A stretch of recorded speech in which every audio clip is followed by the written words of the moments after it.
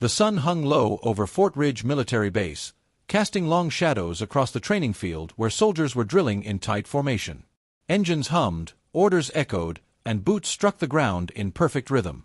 Into this disciplined chaos walked Steven Seagal, calm, composed, wearing a simple black tactical jacket, hands folded behind his back as he observed the training with quiet interest. He wasn't here to impress anyone. He wasn't here to show off. He had been invited for a special demonstration with elite units, nothing more. But one man didn't see it that way. General Briggs, a notoriously strict, old-school commander, watched Steven from across the field with narrowed eyes. To him, Steven was just another Hollywood visitor pretending to understand real military discipline. Briggs grumbled under his breath, irritated by the relaxed presence of the martial artist who seemed completely unaffected by the intensity around him. "Why is he walking around like he owns the place?" the general snapped to a nearby officer. The officer swallowed nervously. "Sir, he's the guest instructor." "I don't care what he is," Briggs growled. "Let's see what this actor is made of." He marched toward Steven with heavy, angry steps. Soldiers noticed. Conversations paused. A few nudged each other, sensing trouble before it even began. The general stopped right in front of Steven, invading his personal space. "So, you're the big man everyone keeps talking about," he mocked. Steven simply offered a polite nod. "I'm just here to observe your fine soldiers, General." Briggs scoffed loudly. "You don't look like someone who understands discipline." Steven stayed silent, calm, respectful, not rising to the bait. This only made the general angrier. "Look at me when I'm talking to you," he barked, stepping closer, chest puffed with authority. Soldiers around them froze. No one dared to move. Steven slowly lifted his eyes, gentle, steady, unthreatened. That calmness enraged the general. In a sudden burst of aggression, Briggs reached out and grabbed Steven Seagal by the hair, yanking his head toward him. Gasps rippled through the base. A few soldiers dropped what they were holding. Phones came up instantly. And then, silence. Heavy, breathless silence. For a moment, no one breathed. Steven didn't jerk back. He didn't flinch. He didn't even lift a hand. He simply stood there with the general's fist tangled in his hair, letting the moment settle like dust after an explosion. Soldiers stared in disbelief. Some exchanged horrified looks. Others instinctively grabbed their phones, the record buttons glowing red. General Briggs tightened his grip with a sneer. "What's wrong?" he taunted. "Can't handle a little pressure, movie star?" Steven's voice came out calm, almost soft. "General, please remove your hand." But Briggs wasn't listening. He was performing for the entire base. He leaned in closer, pulling harder, trying to force Steven to bend or react. "You walk around here like you're some kind of warrior," Briggs barked. "You think you can teach my soldiers anything? You probably don't even know how a real man handles confrontation." Steven's eyes lifted slightly. Not angry, not afraid, just steady. That look alone rattled a few soldiers watching. They had seen men freeze under pressure, but never someone stay this composed with a general physically dragging them by the head. A young private whispered to his friend, "Sir, he's not moving. At all." "Yeah," another murmured, "and that scares me more than if he had punched the general." Still gripping Steven's hair, Briggs gave another violent yank, forcing Steven's chin upward. "You gonna do something now?" Briggs snapped. "Or are you just going to stand there and let me humiliate you?" Steven inhaled slowly. Measured. Controlled. "General," he repeated softly, "let go of my hair." But again, Briggs pushed harder. He wanted a reaction. He wanted to assert dominance. He wanted to show his young soldiers what real leadership looked like, even though what everyone saw was something very different. Tension crackled in the air like static before lightning. "Sir, maybe we should." One lieutenant tried to intervene, but the general barked. "Back off." Steven's team stepped forward, but Steven subtly lifted a hand, signaling them to stay put. He wasn't done letting the moment reveal who the aggressor truly was. Briggs, now emboldened by the silence around him, shoved Steven backward by his hair, forcing him to take a step. But Steven's composure did not break. Not even for a second. And that made the general feel something unexpected. Fear. Answer me. Briggs roared, shaking his head. Are you tough? Are you real? Or just another fraud pretending to be strong? Stephen exhaled, a single, controlled breath. General, he said, voice firm but patient, you're making a mistake. The words echoed through the training area, quiet but heavy, as if they carried weight the rest of the world couldn't see yet. Soldiers murmured nervously. Some shook their heads. Others whispered frantically. This is going too far. Why is he provoking him like this? Doesn't he know who Steven Seagal really is? But Briggs didn't care about reason.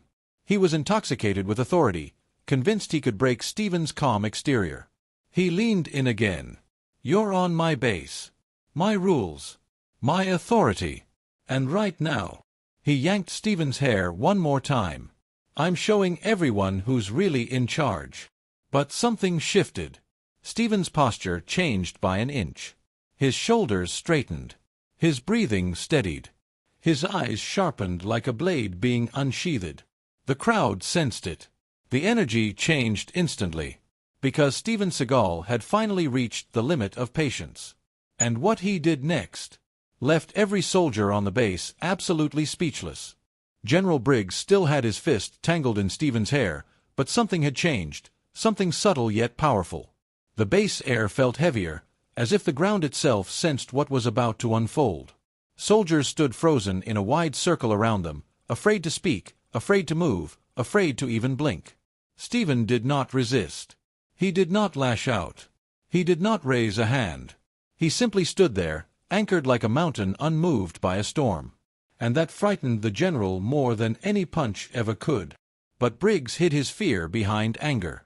"Don't look at me like that," he shouted, shaking Steven's head. "You think calmness makes you strong?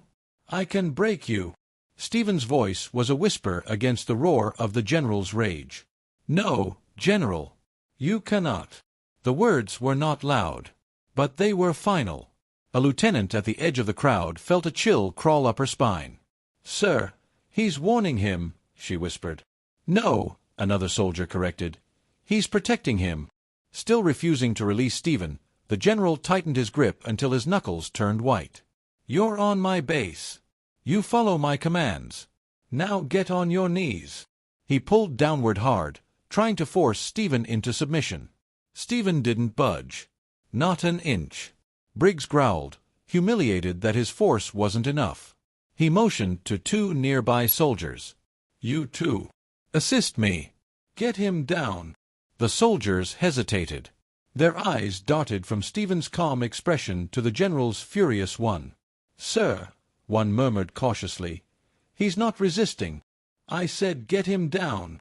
Briggs shouted, spittle flying. But neither soldier moved. This only enraged the general further. He turned back to Steven, who remained still, shoulders relaxed, breathing steady, eyes steady as stone. "Are you mocking me?" Briggs hissed. "Answer me." Steven finally spoke again, voice calm enough to cut through the tension like a blade through silk. "I'm standing, General. Nothing more." Briggs' frustration spiraled into something darker. He wanted control. He wanted dominance. He wanted Steven to break under pressure and give him the satisfaction of a reaction. But Steven Seagal was nothing like the men Briggs was used to intimidating. A sudden gust of wind swept across the field, rustling uniforms and sending dust swirling across the base. Soldiers squinted against the glare of the sun, but kept their eyes fixed on the confrontation. Steven's team stepped forward again, tense and ready.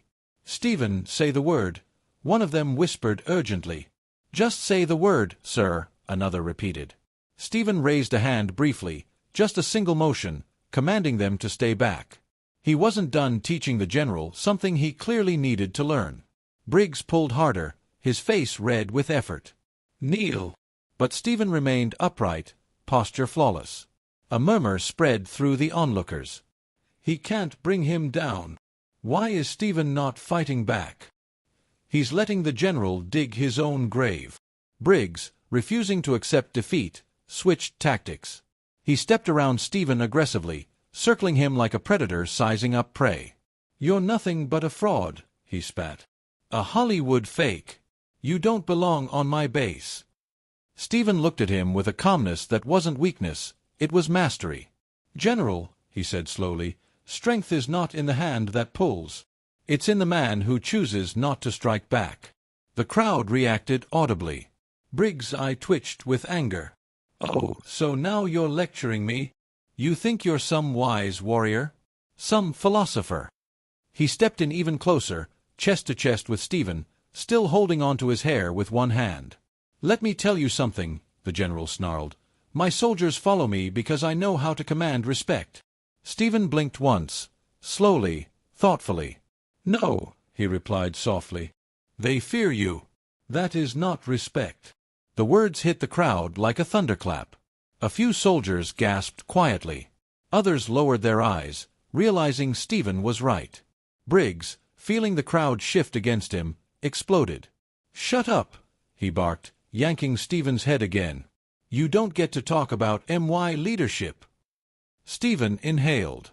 His patience, immense and controlled, finally thinned to the very edge.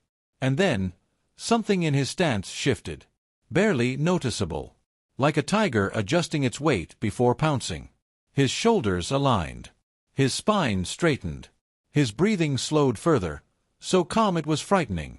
The soldiers closest to him sensed it first. "Oh no," one whispered. "He's about to move." Briggs tugged again, but this time, Stephen's head didn't follow. It was like trying to pull a tree rooted into the earth. Stephen's right hand twitched slightly, just enough to show he was done allowing humiliation. Briggs felt it, and for the first time since the confrontation began. The general hesitated. His fingers loosened. His arrogance wavered. Because Steven Seagal was no longer tolerating disrespect. He was about to respond. And what happened next would shake the entire base to its core. The wind swept across the training field again, but this time it carried something different, a shift in the entire atmosphere. Soldiers felt it before they understood it. Stephen's stance had changed, even if only by an inch, yet that inch was enough to flip the entire balance of power. General Briggs still held Stephen by the hair, but everyone could tell. The moment he wasn't supposed to cross, he had already crossed it. And Stephen was done letting him. A soldier in the back whispered urgently to his friend. "This is it. This is the moment everything changes." The whispers grew louder around the circle forming around them. The tension was no longer just visible, it was thick enough to feel in the air, like a storm about to break. But the general, blinded by ego, still didn't understand what he had awakened. He sneered into Stephen's face. "You're stiff now. What happened to all that calmness?" He tugged again, but Stephen's head barely moved. "You think you can intimidate me?" Stephen slowly lifted his gaze. His eyes were steady, focused, and impossibly calm. Not threatening, but absolutely unshakable. One nearby soldier felt chills. "That's not anger," he whispered. "That's control. Dangerous control." Before the general could speak again, a voice from the crowd broke out. "General! Stop!" Everyone turned. A young soldier, barely past his 20s, stepped forward. His face was pale, but his conviction was strong. "That's Steven Seagal," he said loudly, breath trembling but voice firm. "The martial arts master, law enforcement trainer, black belt in multiple disciplines. He's trained SWAT teams, special forces, international units." Murmurs erupted across the field. "That's him. Wait, the Steven Seagal? Why is the general grabbing him? Sir, that man has trained more officers than anyone here." The general's hand loosened for a moment, but he kept his grip, out of pride, not authority. "Quiet!" Briggs barked. "I don't care who he is. He follows my rules." But the crowd no longer agreed. Another soldier stepped forward. "General, with respect, he's not resisting. Why are you escalating?" A lieutenant added nervously. "Sir, this looks bad. Really bad." Briggs turned red. "Are all of you questioning me?" The field went silent again. Stephen closed his eyes for a moment, as if disappointed, not in the attack, but in the lack of leadership displayed before him. "I did not come to your base to create conflict," Stephen said quietly. "I came here to train your men, to help them." His voice wasn't loud, yet every soldier heard it. It carried weight, principle, depth. But instead of calming the general, the words stoked his insecurity. "Oh, you came to help," Briggs taunted, stepping closer, nearly nose to nose. "Let me help you understand. This is my ground, my authority, and right now you are out of line." Stephen opened his eyes again, looking directly at him. "No, General. I am standing exactly where I need to be." The crowd reacted, some with awe, some with fear. A corporal in the back whispered, "He's not afraid, even a little." "That's what scares the general," another replied. Briggs, frantic to regain control, grabbed Stephen's hair again and jerked harder, trying to force him down. But Stephen didn't move. Instead, the general's own arm jerked back from the resistance. A moment passed, a silent acknowledgement that Stephen was not someone who could be controlled by force. Still, Briggs pushed on, driven by stubborn pride. "You think you're better than me," he shouted. Stephen shook his head slightly. "This is not about better, General. This is about right and wrong." Those words hit the crowd harder than any punch. Several soldiers exchanged glances, embarrassed for their leader. The young soldier who recognized Stephen stepped forward again. "Sir, please. He's not challenging your authority. You're challenging his dignity." The general's face twisted with humiliation. "Oh, you're defending him now? You're taking orders from an actor?" Stephen let out a slow breath, lowering his shoulders. Not in defeat, but in a calm warning. "General," he said softly, "you're about to make a mistake you cannot take back." This time, the crowd believed him. Briggs didn't. He snarled and pulled Stephen's hair one final time, the hardest yet. But when he did, Stephen didn't react. In fact, the general's hand slipped. Stephen's posture didn't shift. And suddenly, the entire field recognized something the general still refused to see. Steven Seagal wasn't failing to respond. He was choosing not to. And that meant he was just seconds away from responding in his own way. What happened next would flip the entire base upside down. The general's final yank should have forced any normal man to his knees. But Steven Seagal was not a normal man, and the base finally understood that. When Briggs pulled with every ounce of strength left in him, Stephen didn't bend. He didn't strain. He didn't even sway.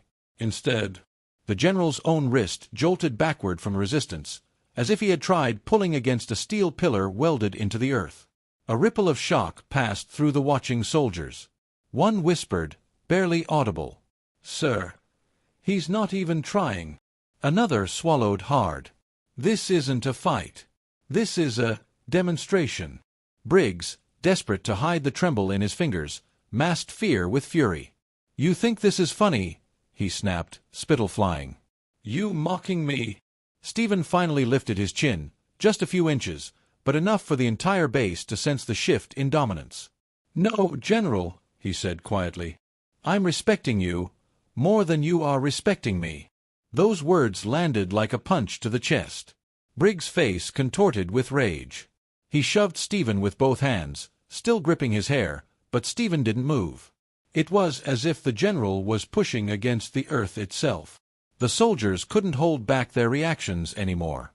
"General, sir, stop. You're embarrassing yourself.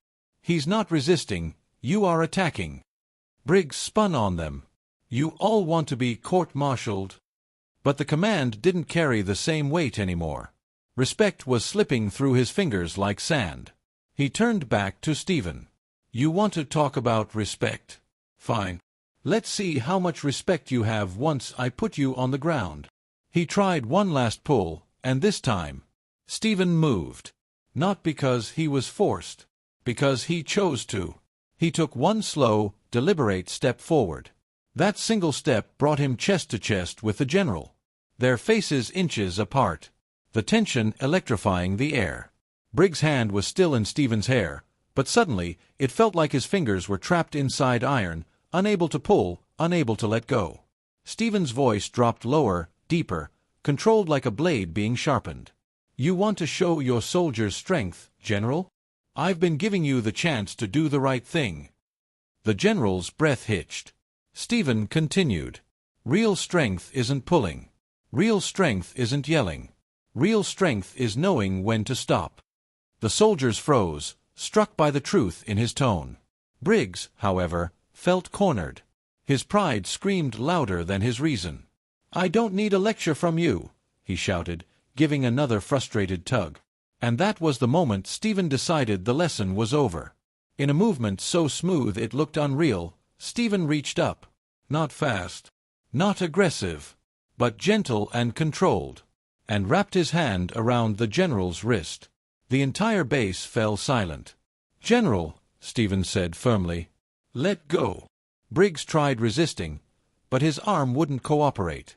Stephen's technique immobilized him effortlessly, without pain, only pure control. The general tried pulling away. He couldn't.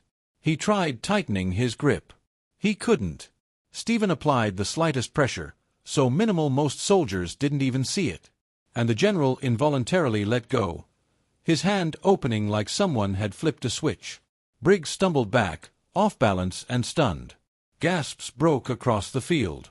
What did he just do? He didn't even hurt him, he just neutralized him. That was martial arts mastery, not violence. The general, humiliated and shaken, tried to grab Stephen again in blind frustration. But Stephen stepped aside so smoothly it was like water flowing around a rock. Briggs stumbled forward, almost hitting the ground. Stephen stood behind him now, calm as ever. "General," he said, not raising his voice, "this ends now. Before it gets worse, for you." The soldiers' loyalty visibly shifted. They no longer looked at Briggs with respect. Only concern, embarrassment, and disbelief. And anger, not at Stephen, but at their leader. The general spun around, panting, sweat beading on his forehead. This isn't over," he yelled. But the crowd already knew. It was. And what happened next would finally expose the truth about who Steven Seagal really was, and who the general wasn't. General Briggs stood there, chest heaving, face burning red, not from exertion, but from humiliation. His authority had slipped through his hands, and everyone on the base had witnessed it. Soldiers who once stood stiff at his commands now exchanged uneasy glances, unsure how to respond to a leader who'd just been effortlessly neutralized by a man who hadn't even fought back. But the worst was still coming. Briggs took a shaky step forward. You think you can embarrass me on my own base?" he shouted, pointing a trembling finger at Stephen. Stephen didn't react. Not a twitch. Not a shift in stance. He simply watched the general unravel. "General," Stephen said quietly, "you're not angry at me. You're angry at yourself for losing control." That sentence was a scalpel to the general's ego. "I haven't lost anything," Briggs roared, spit flying, voice cracking. "I am in command here." But no one stepped forward to support him. No one saluted. No one even moved. The silence was louder than any shout. Then a sharp whistle pierced the tension. Everyone turned. A convoy jeep rolled into the field, dust rising behind it. From the passenger side stepped Colonel Mason, one of the highest-ranking officers on the base. His presence alone straightened the spines of every soldier present, including those who had moments ago doubted their allegiance to Briggs. Colonel Mason's eyes swept across the crowd before locking onto the general's disheveled state and Stephen's calm posture. "What in God's name is happening here?" he demanded, voice like thunder. Briggs straightened his uniform nervously. "Colonel Mason, sir, this civilian assaulted me. I was attempting to restrain." The colonel held up a hand. "That's Steven Seagal," he said plainly. The entire base froze. Even those who had suspected, even those who had whispered his name, felt the shock land like a hammer. Briggs blinked, confused. "Stephen, who?" Colonel Mason stepped closer. The world-renowned martial artist, law enforcement trainer, weapons specialist, former deputy police officer, A man invited here by the Pentagon itself. Whispers spread like wildfire. That's him. He trained federal officers. He's worked with elite units for decades. No wonder the general couldn't move him. Briggs' confidence evaporated. He stammered. Sir, I didn't know. That much is obvious, the colonel said sharply. The general tried to salvage his pride. He disrespected me, sir. He refused to follow orders. Stephen finally spoke. I refused to be degraded. Not by rank. Not by ego. Colonel Mason turned to Stephen with immediate respect. Mr. Seagal, on behalf of the United States military, I apologize. This behavior is unacceptable. Stephen gave a small nod. I'm not here for apologies, Colonel.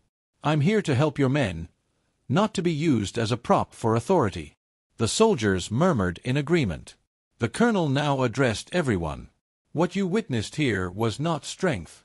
This was not leadership. This was abuse of power. All eyes shifted to Briggs. His face drained of color. Sir, please, he whispered. But the colonel wasn't finished. A real leader doesn't need to shout. Doesn't need to strike. Doesn't need to humiliate. A real leader commands respect by giving it. Stephen's calm expression reinforced the message. And Mr. Seagal here, the colonel continued, has shown more discipline and restraint in 10 minutes than you have displayed in years. The crowd felt that cut deep. Briggs swallowed hard. Colonel, I was only trying to. You were trying to prove you are stronger than him, Mason interrupted. And instead, you proved the opposite. Briggs lowered his head. Stephen stepped forward, not aggressively, but with presence. General, he said softly, I gave you every chance to stop. You could have shown humility. You could have shown wisdom. You chose neither. Briggs didn't look up. You grabbed my hair. You shouted in my face. You attempted to force me to my knees. Stephen paused, letting the weight of the moment hang. But all you did today was reveal who you truly are. A few soldiers closed their eyes, unable to watch their commander crumble. Colonel Mason turned to the general one last time. Briggs, you're relieved of duty pending immediate investigation. Gasps rippled through the base. The general's knees wobbled. What?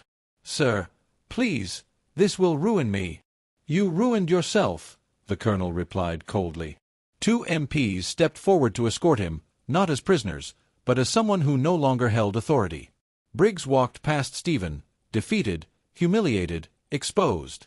He couldn't even lift his eyes to meet the man he had tried to belittle. Stephen didn't smirk. He didn't gloat. He simply watched a broken man walk away, whispering, "Power without humility always ends this way." The soldiers absorbed the lesson in stunned silence. But the story wasn't over. Because what happened after this moment would spread far beyond the base, and the world would soon know the truth. The dust had barely settled when the entire base seemed to exhale at once. For the first time in years, soldiers felt something new sweeping across the grounds: relief. Relief that someone had finally stood up against the unchecked authority that had ruled them for too long. Relief that their silence hadn't been mistaken for loyalty. Relief that truth had finally come to light. As the military police escorted General Briggs toward the administration building, soldiers remained rooted in place, staring after him in stunned silence. The same man who barked orders daily now shuffled like a shadow of himself, defeated, exposed, humbled. Colonel Mason approached Stephen with genuine respect etched into every movement. "Mr. Seagal," he said, extending a hand, "your restraint today prevented a disaster. You demonstrated discipline this base desperately needed to see." Stephen accepted the handshake gently. "I didn't want a confrontation," he replied calmly. "But sometimes, silence teaches louder than force." The colonel nodded. "And your silence taught an entire base a lesson." Around them, soldiers began to gather, not out of obligation, but admiration. A young private stepped forward hesitantly. "Sir, thank you," he said, "for standing your ground, and for not hurting him." Stephen placed a hand on the young man's shoulder. Hurting him wouldn't have changed anything. but showing him restraint might. More soldiers approached. "Sir, that technique you used, I didn't even see you move. You handled him better than any drill sergeant here could. You showed us what real leadership looks like." Stephen didn't puff his chest or smile triumphantly. He simply nodded, offering each soldier a reassuring presence. He wasn't there for applause. He wasn't there to humiliate anyone. He was there to guide, and the soldiers felt that deeply. Later that day, word of the incident spread through the base like wildfire. Phones buzzed as short clips leaked online, though none showed violence, because there was none. What viewers saw instead was a man refusing to lose control even when provoked beyond reason. By nightfall, the videos had gone viral. Millions watched in disbelief as Steven Seagal remained unmovable while a furious general tried everything to break him. In comment sections across social media, strangers debated leadership, ego, power, and humility. This is how warriors carry themselves. Calm is stronger than anger. Respect isn't something you shout for, it's something you earn. The public overwhelmingly sided with Stephen, praising his quiet confidence and refusal to retaliate. Former military officers posted reactions. Seagal handled that better than most commanders would. This is what discipline really looks like. Strength under control, that's martial arts. Even lawmakers and celebrities weighed in, applauding the calmness that kept a dangerous situation from exploding. As the story grew, an official statement from the Department of Defense was released. "We extend our gratitude to Mr. Steven Seagal for demonstrating professionalism, restraint, and leadership during a difficult incident at Fort Ridge Military Base." Meanwhile, General Briggs faced intense scrutiny. An internal review confirmed a long history of emotional outbursts, harsh punishments, and unchecked ego. He was relieved of command indefinitely. Some soldiers admitted they felt relieved. One sergeant confessed, "I've served under him for 5 years. Today was the first time I saw courage that didn't come from yelling." Another added, "Stephen didn't just defend himself, he defended all of us." Before leaving the base the next morning, Stephen gathered the soldiers for a final message. "You are strong," he told them. "You are disciplined. But remember, strength without respect is chaos. Discipline without humility is tyranny. Never let rank convince you to forget compassion." The soldiers stood in complete silence, not out of fear, but reverence. As Stephen walked toward the helicopter waiting to take him home, dozens of troops snapped into a spontaneous salute, holding it firm until the aircraft disappeared into the sky. Stephen didn't turn back to look. He didn't need to. He knew the lesson had stayed behind, living in the hearts of everyone who witnessed the truth. And as the world continued replaying those viral clips, the message became clear. True power doesn't shout. True strength doesn't humiliate. True leadership is calm, even when challenged.